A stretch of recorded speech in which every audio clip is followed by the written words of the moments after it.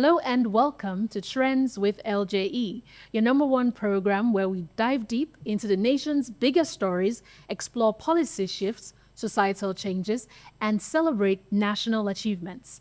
I am your host, Maimuna Zubair, and I'm joined today by Dr. Uchihara Ikedichukwu Chris, lecturer and media practitioner, and a special guest, Barrister Samuel Meme, president of LJE. Welcome, gentlemen, to the show. Thank you for having me. Thank you very much. All right. It's nice to be here. Let's begin with today's top stories. We begin today with the passing of a global spiritual icon, Pope Francis. The 266th head of the Roman Catholic Church has died at the age of 88. Born Jorge Mario Bergoglio in Buenos Aires, Argentina, Pope Francis made history as the first Jesuit pope and the first from the Americas. His 12-year papacy was defined by compassion, humility, and progressive stances on climate poverty and interfaith dialogue. Dr. Chris, as someone who has studied international media and even religion, what are your thoughts on this? In fact, it was a very, very, very breaking news to me. Yesterday, I watched him. He was among the people that had the Mass for the Easter celebration together with the people in the Vatican. And he never looked like somebody that would just pass so soon. May his soul rest in peace. Absolutely. That I must say.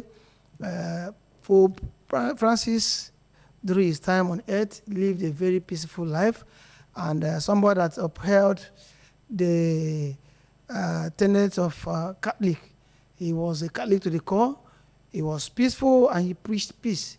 Pope Francis is somebody we know that he is against anything that will bring war to the people, Right. and he is the Pope of the people. I will only say, may his soul rest in peace, and I pray God will replenish the lost for the Catholics and bring somebody who is going to continue where Pope Francis stopped. Absolutely. Barrister, your thoughts? Well, he lived a very purposeful life, a fulfilled life. His soul rest in peace. Amen. Very simple. Now on to serious national matters. President Bola Ahmed Tinubu has directed the armed forces to take decisive action against the alarming rise in insecurity, particularly following deadly attacks in Benue and Borno states. In Benue, over 50 lives were lost in attacks across Logo and Okum local government areas over the Easter break. Meanwhile, in Borno State, Boko Haram continues to pose threats, even as 230 repentant insurgents were reintegrated.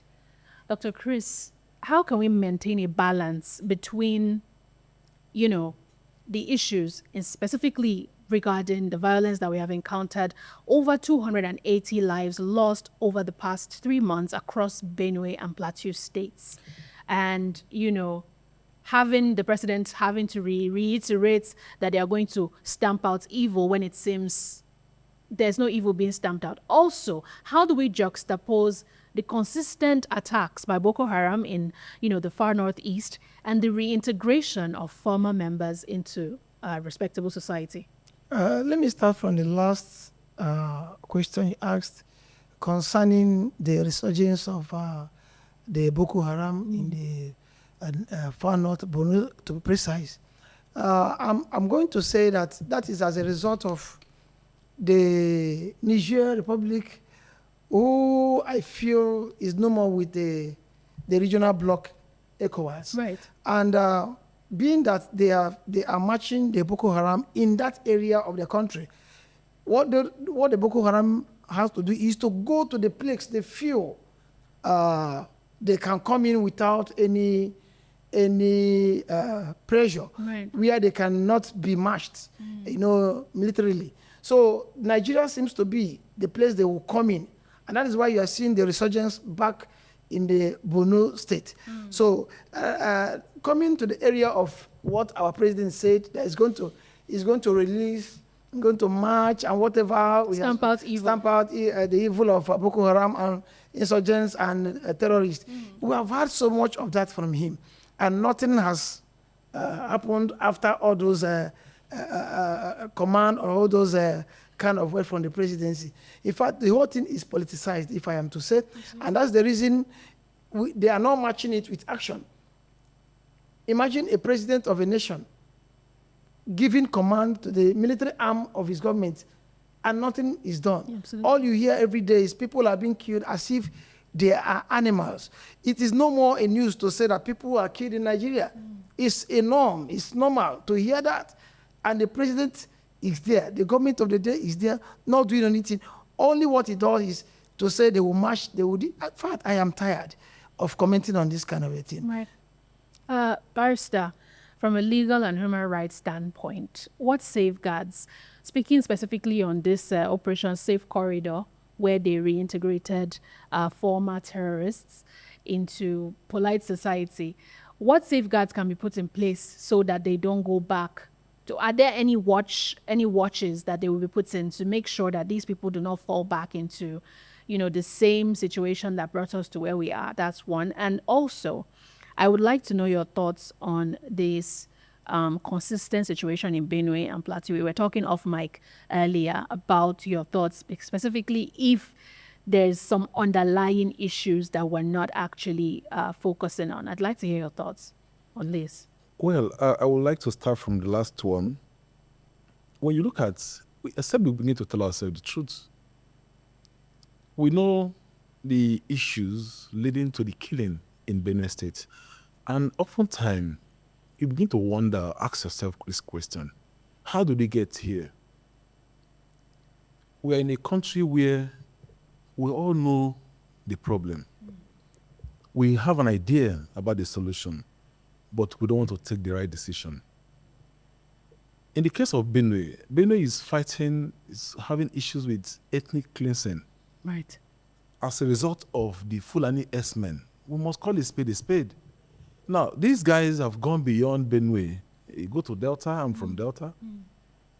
We are going to carry out a documentary on the killings by S-men in Delta. Sometimes these killings are underestimated, they are underreported Absolutely. by the media, because many people don't even have an idea and know the exact figures of people that are being killed. If you have a country where you allow herders to move from one place to another, grazing on farmlands, then nobody can challenge them. When you challenge them, they kill the person, the farmer in the bush. And in the past, several governments from the time of Goodluck Jonathan have attempted to, I think, introduce the ranching. Ranching, yes. And what is ranching? Can we even go back and look at some of these issues? You have some of the legislators, senators, who killed the idea. We talk about Ruga and the rest of them. Today, you can't farm in your farmland. Who are these people in the farmlands? The herdsmen. Nobody is talking about it. So what do you want to do? What can you do? How do you stop the killing when the owners of communities have been chased out from the communities? If you go to Benue, the original owners of Benue, some of the communities have been chased out. They do not have access to their community. There is no farmland going, no farm work is going there, nothing is going. And we are talking about food security. And we're talking about food security. So I think this is a wake-up call to the Mr. President. He must call a spade a spade. We must begin to look at policies that can completely stop the movement of cow from one place to another, if we must get it right. Then talking about the issues of the killing, right? The Operation Safe Corridor. Operation Safe Corridor. Yeah, the reintegration. The reintegration. Yes. As citizens of this country, the government have a liberty to grant amnesty if they feel or consider that these persons have indeed repented. But how do you check them? Absolutely. How do you check them? So I don't know how the information, but my emphasis is based on this killing in Benue and other parts. Someone was kidnapped. A lot of people have been kidnapped, but this is a recent case 2 weeks ago in Delta. The person was kidnapped from Agbo and was marched to Warri through the bush. These are facts. So that is to say that Even the criminal trespass that are being constituted by these Fulani herdsmen, moving from one, I'm not saying that Fulani herdsmen are the only ones killing in this country. Ritual killings are out there. Even here in Abuja, if you mistakenly enter certain vehicles, you enter one chance. One chance. And anything can happen. Absolutely. Killing is no longer a big issue in Nigeria under this government.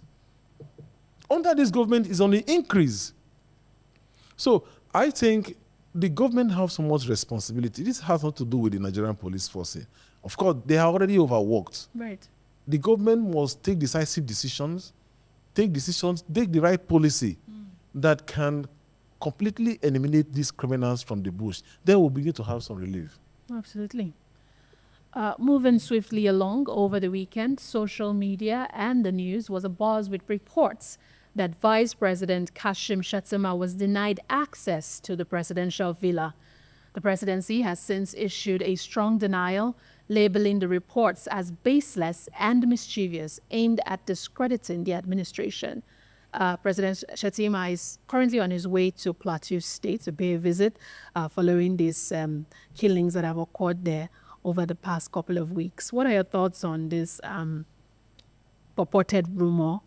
And even the fact that, I'm coming to you, Barrister, first, that the presidency even feels the need to debunk such a rumor in the first place. Is there any underlying situation going on between the vice president and potentially President Tinubu? Thoughts? In fact, they should fight. they should kill themselves. Because, look, what happens between whether vice president is barred from entering Aso Rock or not, that is not my business. It should be, both of them should be barred from entering Aso Rock. Then, talking about the issue of visits, when people are killed, you visit. When they are moving, if you see when President Tinubu is moving from the airport to anywhere, the whole of Abuja, the roads will be blocked. Absolutely, yeah. For hours. Even he cares about his security. He does not care about the security of Nigerians. So he can go on. They should continue to visit and pay condolence visits as much as they can. But the day Nigerians will rise, that is the day we'll begin to see the right thing done in this country. Dr. Chris, this is not the first time that we're seeing the presidency having to, over the past couple of weeks, debunking rumors over the place. It's like they have a very porous media system over there where things just leak in the first place. But still, I'd like to hear your thoughts in general. For the fact, Memuna, for the fact that the presidency debunked that rumor, there is an atom of good news in that. That attracts the attention of people like us to know that something is fishy there. Now, it's not there that we started hearing debunking the media arm of the government in this administration, debunking rumors like this, and afterwards, you see the truth coming out of that rumor. So another phase of it is this. Just like the president just talked, let them fight. If they can kill themselves, let them fight. But this issue of not entering, barring one from entering Aso Rock and not entering, is it the governance that we are yearning for? Is it the governance? Is it the development that Nigerians are yearning for? Is it a life that we ask them to save? Is it the rural development, the urban development? Is it infrastructural development that we're expecting from them? Is it the food security that we want them? What are we talking about? Their fight. That's what we hear every now and then. This one is fighting, this one is fighting. Does this fight benefit the people? No. The answer is no. So for me, let them fight. If they can fight and we'll get good governance, I think that's the best for us. We go now on a quick break, and when we return, we'll look into the alleged attack on Senator Natasha Akpoti-Oduagan's family home, a heartwarming legislative development in Cross River State, and a record-breaking chess feat by a young Nigerian. Stay with us.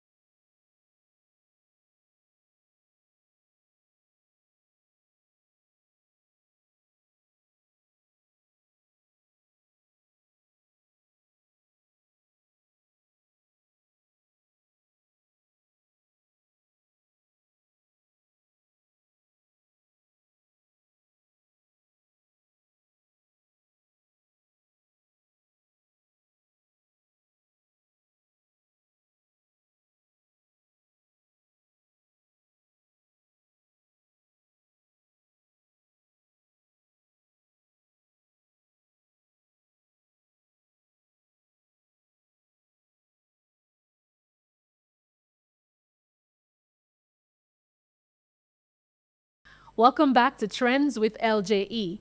Moving right along, in Kogi State, tensions continue to rise after hoodlums reportedly attacked the family residence of Senator Natasha Akpoti-Uduaghan in Obeiba, Ehima, of Okehi local government area where she's from. The senator reported that the house was vandalized in the early hours of April 16th, though thankfully no casualties were recorded.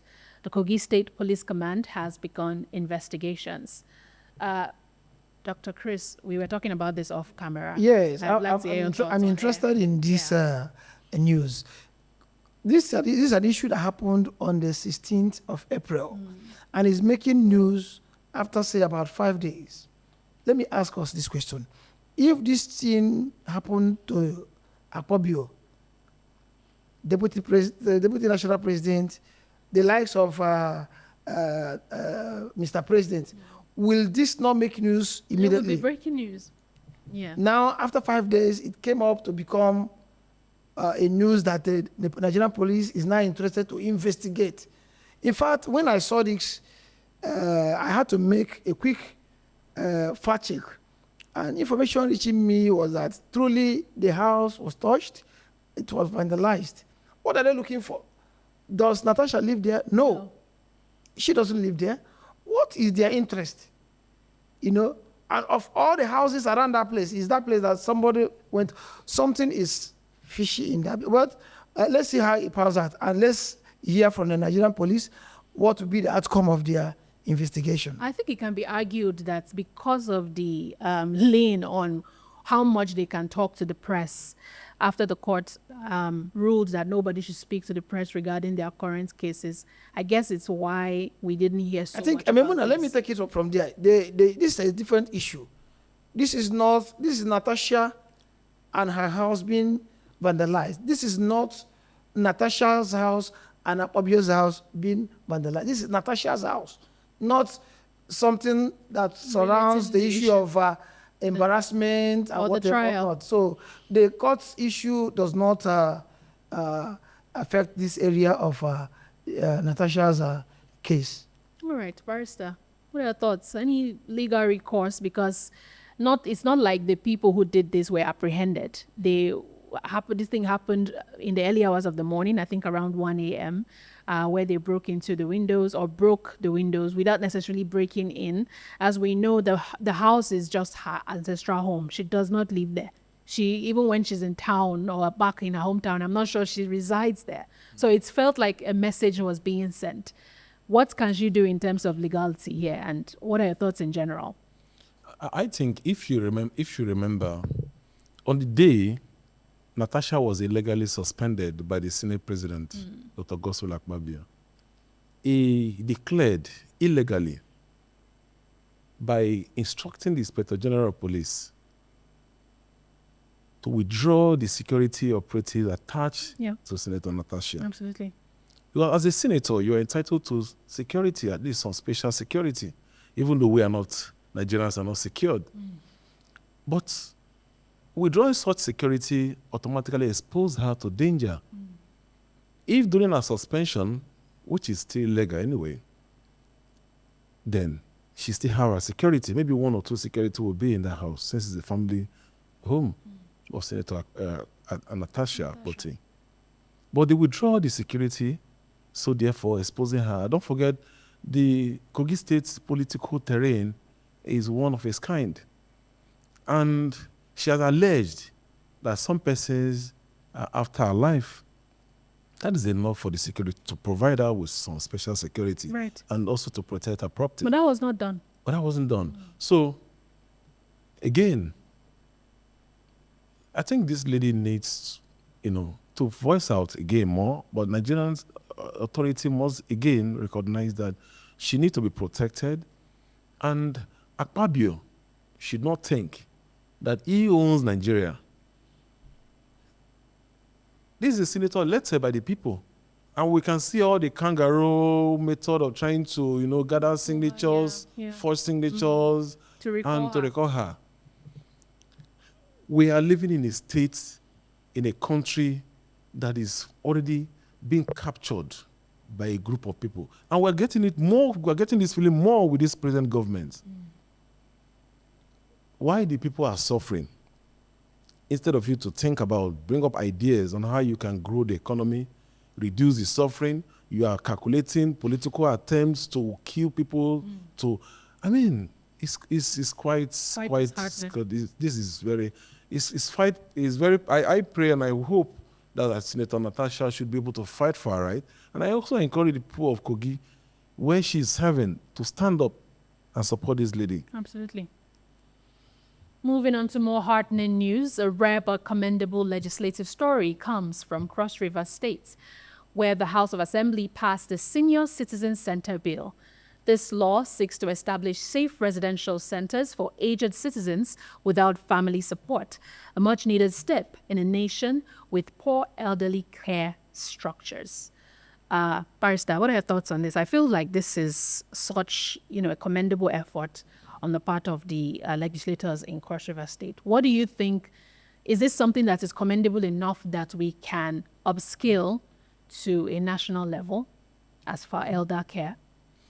Yeah, it's quite. This is a very good step. It's a good step in the right direction, because most countries of the world who recognize human dignity, and they must provide this kind of structure to encourage caring for the old age.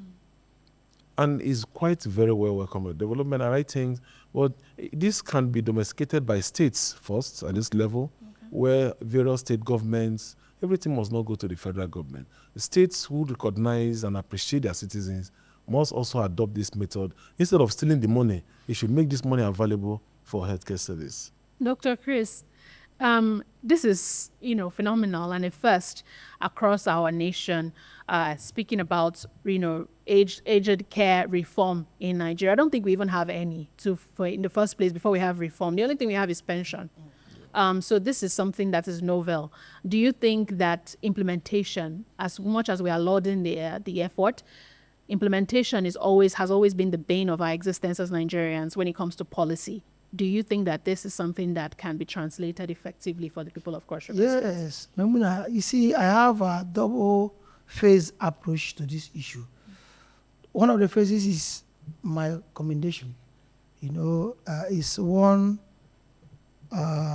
thing that has never happened in the existence of this country. Absolutely. Sincerely, I had to commend the government of Cross River State, having had this thought and going ahead to make it a law in their state that elderly people, at least when you serve your state, your future is secured. Your old age is secured. What we have in this country is pension. We don't have this kind in our country. And being the first state that is starting it, every other state, I would advise, should leverage, take a good leaf from what Cross River is doing.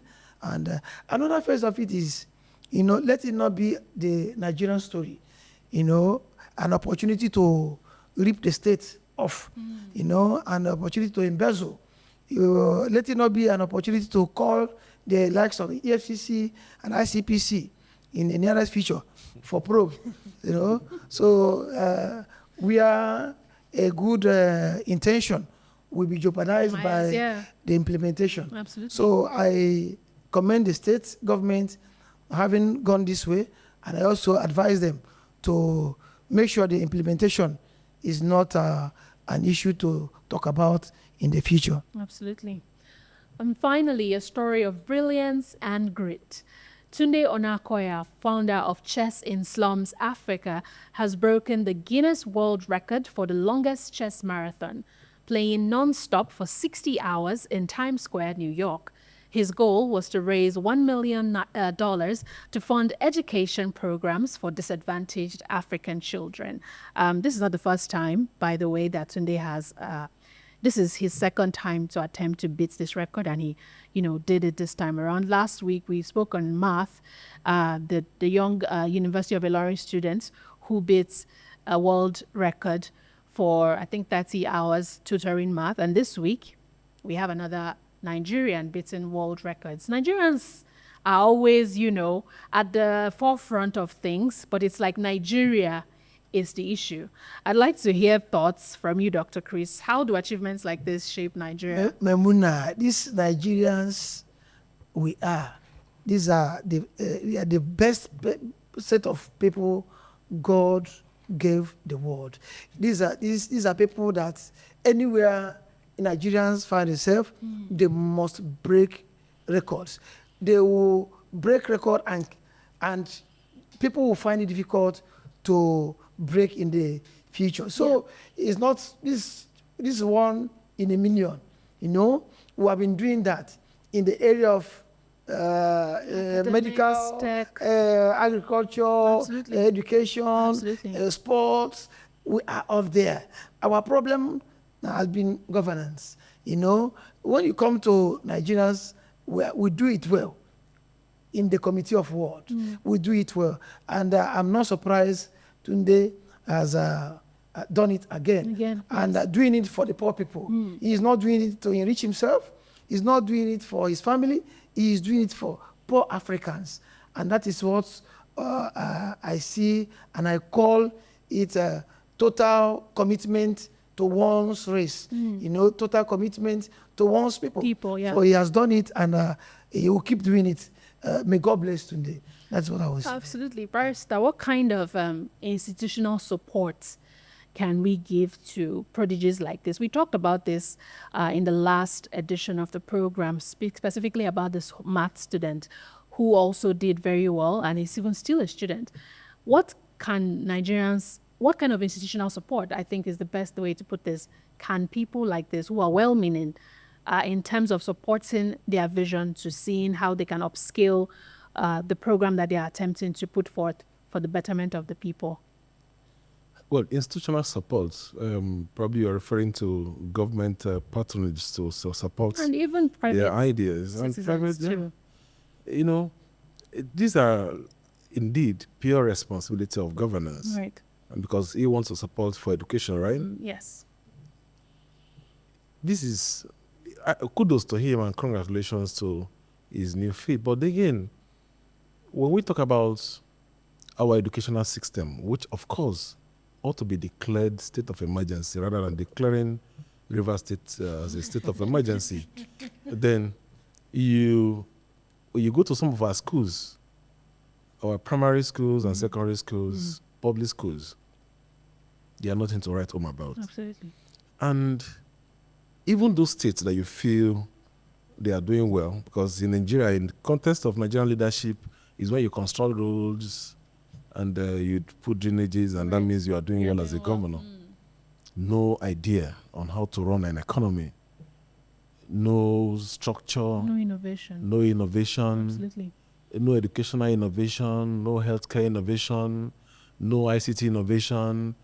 Just the other day I watched what Edo State was talking about, that they introduced computer on how to take record of civil servants. So that is the ICT innovation that they brought in by the former governor. In 2025. In 2025. And they were celebrating him because, in fact, even other states don't even have anything close to that what has been introduced. System, yeah. With little money, they will just inflict the costs. And everybody will be clapping. You know, and that is why for people like him, Tunde, needs to be encouraged. Needs to be encouraged. And of course, we know there are other institutions. You have various corporate organizations who are also doing their best in terms of social corporate relationship and doing their responsibility. Taking up, some people are also praying, using prayer to do their own, what we are supposed to do as a people. And that boils down to the issues of leadership. But again, what can we say? What can we do?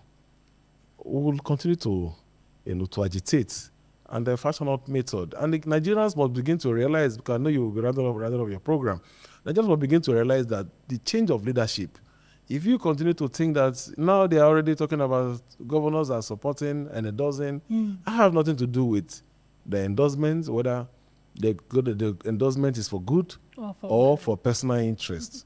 But Nigerians are the voters because they keep impoverishing the people. So on the days of election, maybe they can upscale it to 10,000 or 15,000 because the previous election, some collected 5,000. So they can increase it. And leadership without idea. leadership without idea. Nigerians don't even need so much. Just do what you need to do. The bare minimums. Yes. Look at, I recently, for the past 3 weeks, if you have a car, you cannot register your vehicle you can't register have your plate number. They tell you that the plate number machine is bad. If you want to apply for your international passports, hardly will you be able to have access to international. These are paid services that Nigerians are willing to pay. And access what they can't. And access when they can. Not that you must suffer. Take the pains before you can get something. So by the time, after stressing you for so long, they will troll it too for you. You start jumping up and down. Like Nigeria is doing well. What a mix of emotion, leadership, and inspiration this week has brought. It's just Monday, so we can look out for more stuff. From the passing of a world leader to the rising voices of young Nigerians like Tunde Onakoya, we are reminded that every act of policy or of passion can shape the world around us. Thank you, Dr. Chris and Barrister Meme, for your thoughtful contributions. Thank you. To our viewers, remember, what's trending matters because it shapes tomorrow. I'm Maimuna Zubair. See you next time on Trends with LJE. Bye for now.